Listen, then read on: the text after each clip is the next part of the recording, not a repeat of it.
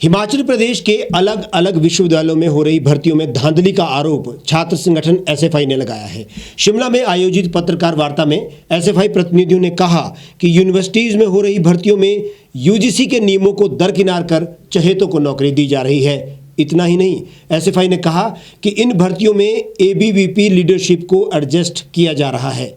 विश्वविद्यालय अथॉरिटी और प्रदेश सरकार को जो है इन भर्तियों को लेकर जो है इसकी न्यायिक जांच करने की जरूरत है और जो लोग दोषी हैं और जो गलत तरीके से भर्ती हुए हैं उनके ऊपर कार्रवाई करने की जरूरत है। प्रदेश के कई निजी विश्वविद्यालय में नियमों को ताक पर रखकर अयोग्य उम्मीदवारों की भर्ती का खुलासा होने के बाद अब छात्र संगठनों ने सरकारी क्षेत्र में चल रहे विश्वविद्यालय की भर्ती प्रक्रिया पर ही सवाल उठा दिए हैं। एसएफआई ने आरोप लगाया है कि विश्वविद्यालय प्रशासन अपनी मर्जी से भर्ती की प्रक्रियाएं तय कर रहे हैं और यूजीसी के नियमों की अनदेखी की जा रही है। इतना ही नहीं, केंद्रीय विश्वविद्यालय में भी भर्ती को लेकर एसएफआई ने कई गंभीर सवाल उठाए हैं। मैं अमित ठाकुर, एसएफआई हिमाचल प्रदेश राज्य सचिव, और आज जो प्रेस वार्ता हमने यहाँ पर आयोजित की है, इसका मुख्य मकसद है जो हिमाचल प्रदेश के विश्वविद्यालय, चाहे वो केंद्रीय विश्वविद्यालय धर्मशाला है या फिर हिमाचल प्रदेश विश्वविद्यालय है या टेक्निकल यूनिवर्सिटी, यहाँ पर जो भर्तियां हो रही है उन भर्तियों के अंदर जिस तरीके की धांधलियां सामने आई है। गौरतलब है कि विश्वविद्यालय में भर्तियों में धांधली का मुद्दा लंबे समय से गर्माता रहा है। सरकार पर अपने चहेतों को नौकरियां देने और बैकडोर एंट्री के आरोप लगते रहे हैं। अब एसएफआई ने इन धांधलियों के खिलाफ मोर्चा खोल दिया है, जिससे विश्वविद्यालय में माहौल गर्मा गया है।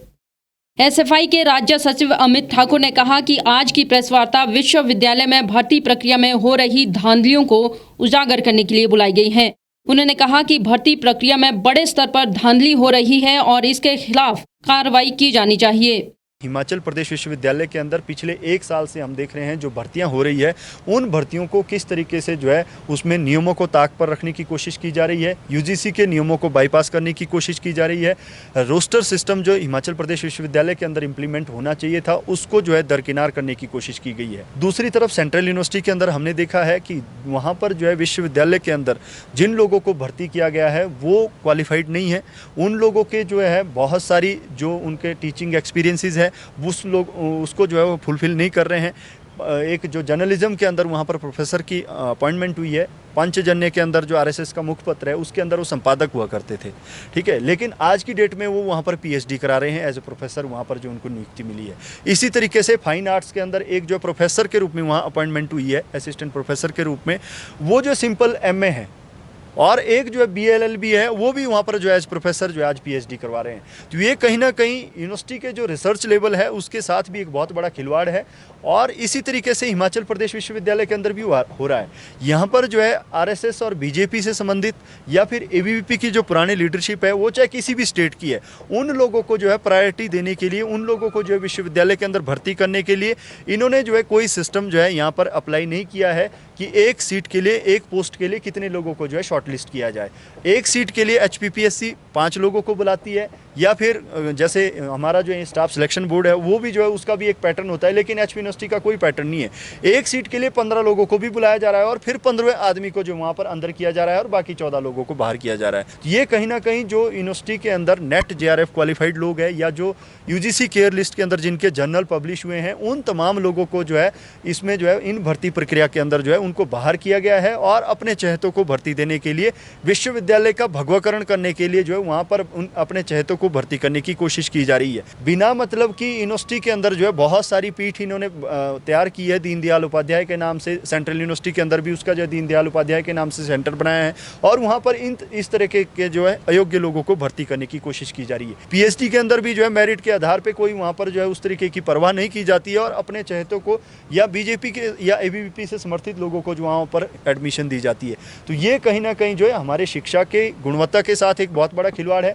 उच्च शिक्षण संस्थान जो है हम मानते हैं वो जो है रिसर्च का सेंटर होते हैं, नॉलेज का सेंटर होते हैं, लेकिन अगर इस तरीके से जो है इतनी पुअर क्वालिटी की रिसर्च के लिए वहाँ पर जो है इस तरीके के प्रोफेसर की अपॉइंटमेंट होती है तो कहीं ना कहीं हमारा जो रिसर्च का लेवल है वो भी लगातार गिरता जाएगा और शिक्षा की गुणवत्ता के अंदर भी बहुत बड़ी जो है गिरावट आएगी।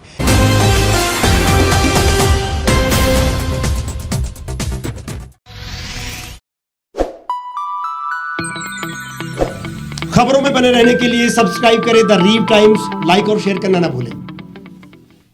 गांव की चौपालों से लेकर संसद के गलियारों तक गृहिणी के चूल्हे से लेकर निवेश और बाजारों तक, किसानों के हाल से लेकर खेत और खलिहानों तक, शिक्षा और स्वास्थ्य से लेकर खेल के मैदानों तक, संसद के प्रधान से लेकर पंचायत के पंच तक, सेंट्रल हॉल से लेकर ग्राम सभा के मंच तक, हर खबर पर रहेगी हमारी पैनी नजर।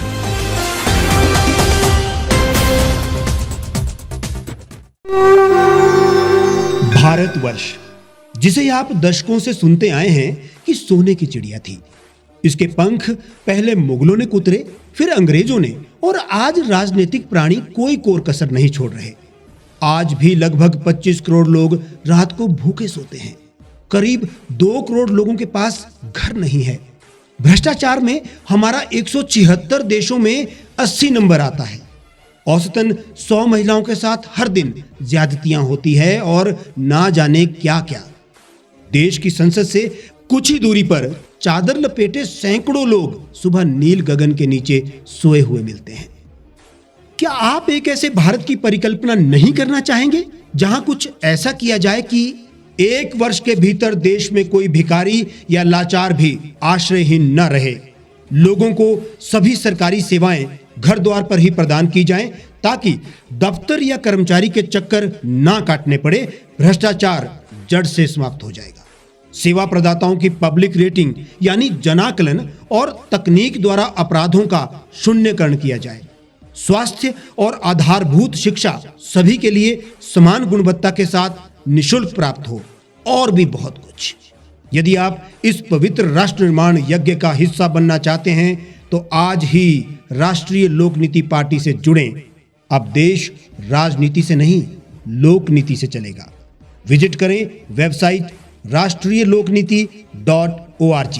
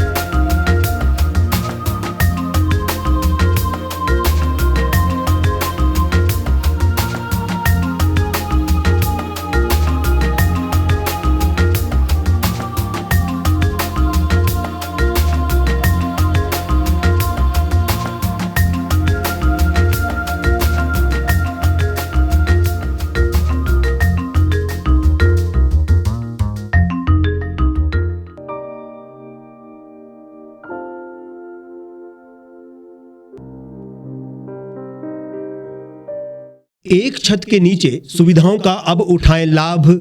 रीव ई मार्ट में अब पाएं अपनी रसोई के लिए गुणवत्ता और सस्ते दामों पर राशन सामग्री। दालें हो या हो मसाले, आपका किचन ई मार्ट संभाले। उच्च गुणवत्ता और दामों में बेहतरीन रीव ई मार्ट में पधारें और पाएं अपनी पसंद के सभी उत्पाद, या फिर करें ऑनलाइन ऑर्डर और पाएं घर द्वार पर ही सुविधा। आज ही संपर्क करें फोन नंबर 8219694079 पर, बाईपास रोड, शनान, संजौली, शिमला।